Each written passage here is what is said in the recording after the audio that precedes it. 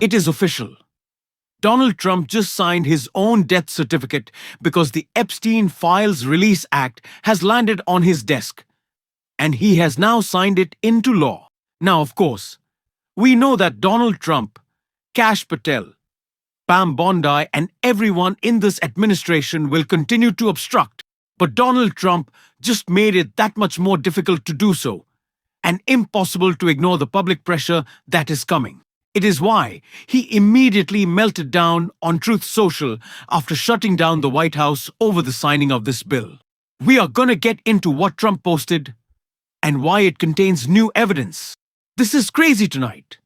But before we get into it all, if I could quickly ask you to leave a like on this video, and if you haven't already, and you enjoy our channel, to hit that subscribe button because it goes a long way and supporting our work. Now, before we get into Trump signing this bill, and of course, the insane post that he made, we have to start with the other breaking news tonight, which is that Trump shut down the White House and kicked out all press before he did so.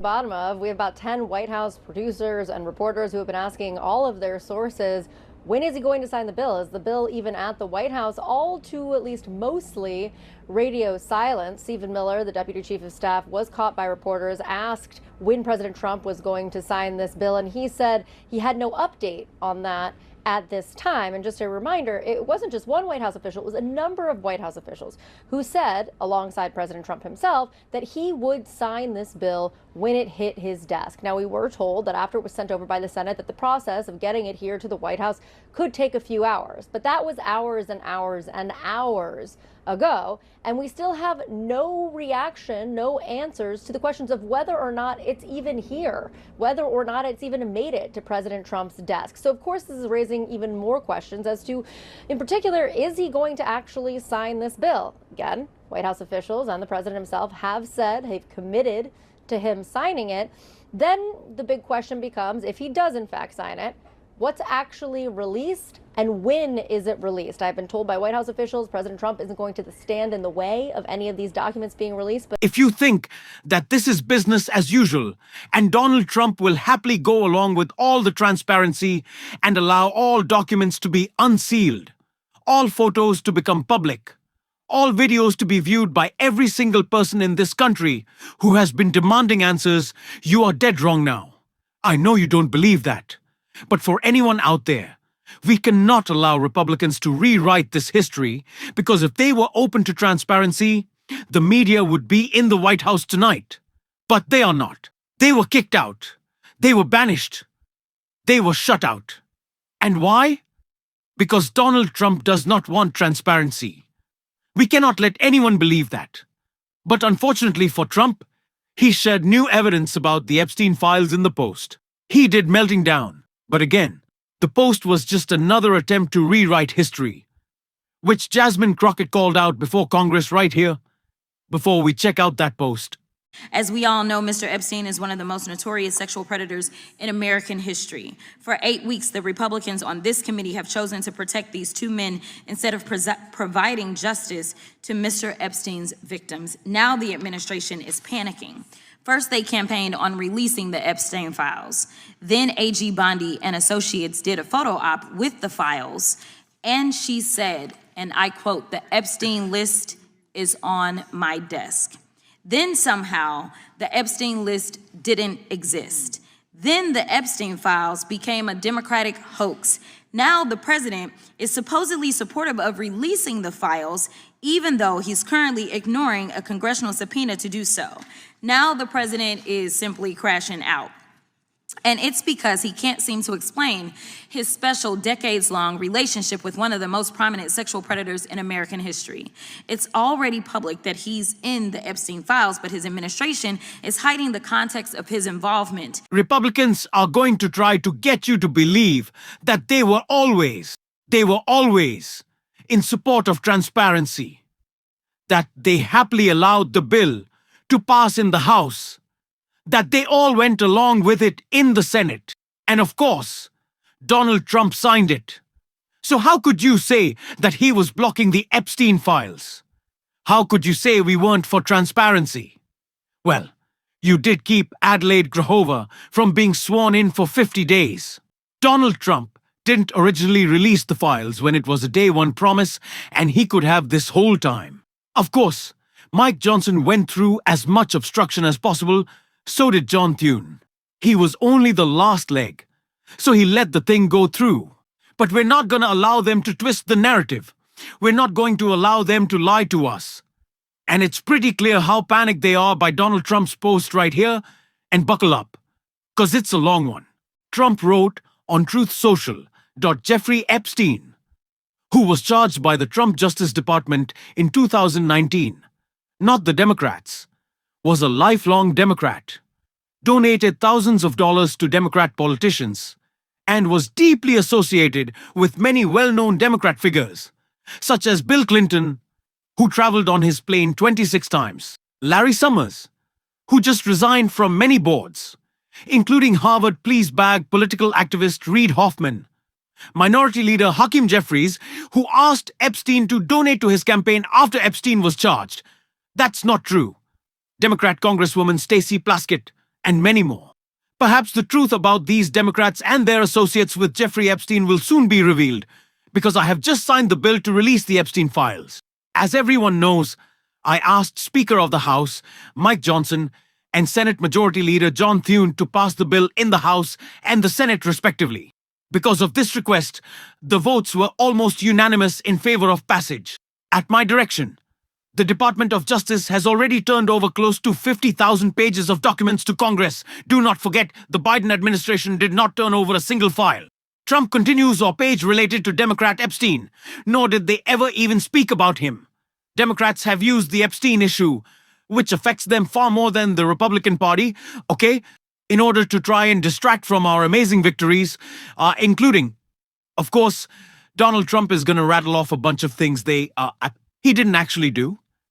And many other Democrat-created witch hunts and scams that he's complaining about, all of which have been so terrible and divisive for our country, and have been done to confuse, deflect, and distract from the great job that Republicans and the Trump administration are doing.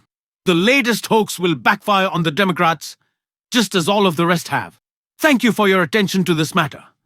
Make America great again. So, yeah, I'd call that a little bit more than a doozy. I might as well add, as I think a couple of people have recently, that when Donald Trump was hanging out with Jeffrey Epstein, he was a self-proclaimed Democrat. Not that I ever really bought that. So when Donald Trump says that Jeffrey Epstein loved hanging out with Democrats, you're telling on yourself there, buddy. But again, this is the rewriting of history that Donald Trump is already engaged in. He is saying that the House and the Senate voted to release the Epstein files because of him, because he told them to. I will say it again and again and again. It is not because Donald Trump told them to. It is because he is too weak to have been able to tell them not to. Donald Trump has lost his grip on the Republican Party, and he is well aware of it. It terrifies him. The base has fractured. All hell is breaking loose. No one will listen to Donald Trump. And no one will listen to Mike Johnson, because where does he get his authority from? No one respects Mike Johnson. He is simply Donald Trump's puppet. And the fractures in the House of Representatives with the very small majority that they have, they are too much for Donald Trump. If you remember that, it will lead us to more Epstein associates who I'm sure will tell us more about Trump. And he can't, like he did with Ghislaine Maxwell, just transfer them to a nicer prison. That's not going to work. This is the end of Donald Trump's term. This is the end of Donald Trump's administration. And this is the hammer in the coffin of MAGA. It is fractured too much. He cannot hold it together. And now is the time to keep on fighting them, because they are not only fighting themselves, but they are fighting for their lives and what comes next, because they don't know. All they know is that it is over for Donald Trump. I am not exaggerating when I say that this is a significant turning point, and it is why we have to apply more pressure now than ever, because they are terrified of that fact, and they will do anything to hang on, including blocking this release, slow-rolling this release, obstructing it in any way. And Jasmine Crockett called that out and talked about a very, very important set of documents that the Treasury has, like I mentioned. And I want you to take a look they have been the only ones that have actually released information in compliance with the outstanding subpoena that we have. So there's a lot more that they could have done. I think the fact that the president has switched his tone signals to everyone that they basically are going to say, well, now there's an active investigation, and so therefore legally we can't release anything else.